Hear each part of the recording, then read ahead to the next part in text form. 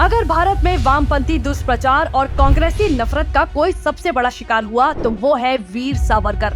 हिंदुत्व और राष्ट्रवाद की आवाज होने के कारण सावरकर वोट बैंक की राजनीति करने वालों के लिए घृणा का पात्र बन गए। राहुल गांधी सोचता है मेरा नाम सावरकर नहीं है, मेरा नाम गांधी है। गांधी किसी से माफी नहीं मांगता। अंग्रेज सावरकर से इतना डरते थे कि सावरकर को 50 साल की सजा दे दी, जो किसी भी अन्य क्रांतिकारी को नहीं दी।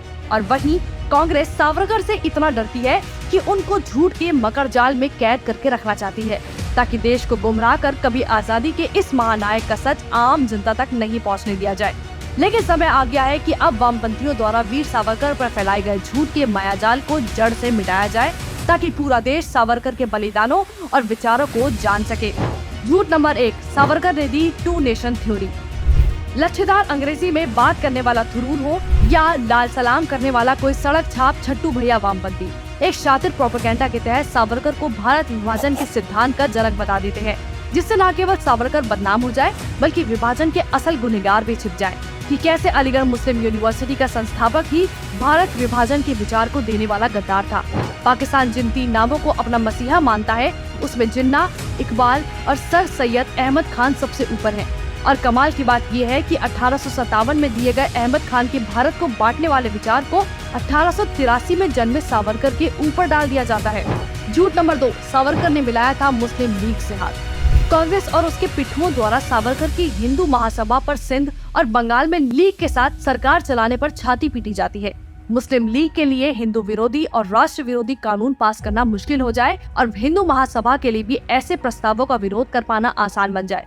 लेकिन जहां सावरकर हिंदुओं के जीवन की रक्षा करने के लिए अपने राजनीतिक जीवन को दांव पर लगाने को तैयार थे, वहीं कांग्रेस पार्टी आजादी के बाद तुष्टीकरण में इस कदर डूब गई कि संविधान सभा में मुस्लिम लीग के 13 सदस्यों को शामिल कर लिया। यानी जिन्ना के जो साथी पाकिस्तान बनाने के लिए डायरेक्ट एक्शन डे कर रहे थे, हजारों हिंदुओं को मार रहे थे, आजादी के बाद वही लोग कट्टरपंथी देश का संविधान लिखने में भूमिका निभा रहे थे। झूठ नंबर 3, क्षमा याचना के नाम पर सावरकर को किया बदनाम। अपने टुकड़ों पर पलने वाले लेखकों से इतिहास को लिखवाने वाले राज परिवार ने सावरकर को माफी वीर बताने का घिनौना खेल रच डाला। अंडमान में जिन सावरकर के साथ अंग्रेजों ने खतरनाक मानते हुए उनकी वर्दी पर डेंजरस लिख जानवरों जैसा सलूक किया, काले पानी की जिस जेल में जाने के बाद कई कैदी यातनाओं से बेहतर मौत को मानते थे और खुदकुशी कर लेते थे, वहाँ सावरकर न केवल खुद का बल्कि दूसरों का भी हौसला बढ़ाने का काम करते थे। वीर सावरकर को 2 आजीवन कारावास की सजा हुई थी। नेहरू को तो छोड़िए, ऐसी सजा किसी और क्रांतिकारी को नहीं मिली और काले पानी की जेल से भागने का कोई विकल्प ही नहीं था। इसलिए एक योजना के तहत जेल से बाहर आने के लिए सावरकर के कानूनी दांव पेचों का सहारा लिया गया। अंडमान में सावरकर की कैद लगभग 3580 दिनों की थी।